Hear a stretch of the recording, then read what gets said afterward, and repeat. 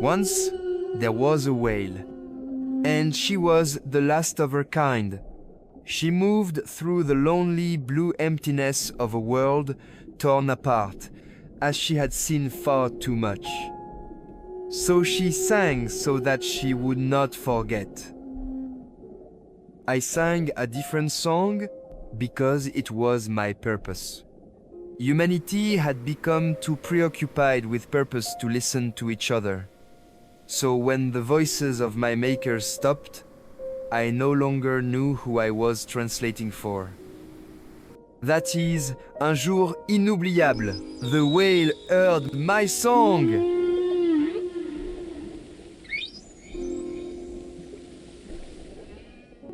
For over 100 years, I had been broadcasting the same melody, not knowing, not understanding whose song I carried. She followed my song as I continued singing it, and she sang to me.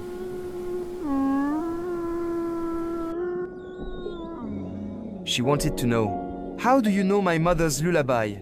Now, I do not know where my song came from, other than it was the song given to me. But when she realized I was not what she had hoped, she turned away, comme une vague qui s'efface sur le rivage. She was gone. I understood the song the whale had been singing.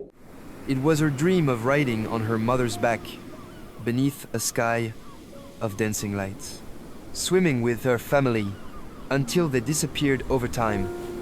And time, my friends, is the only visitor that leaves you feeling more alone. It was then that I understood her song was not a dream, but a memory. Please, don't go! I have been so alone for so long. Your song is so beautiful. And then she asked me, how do you know my song is beautiful, if you have nothing to compare it to? Because I can compare it to silence. And le grand silence returned. Dors, petit trésor, dans un rêve bleu profond.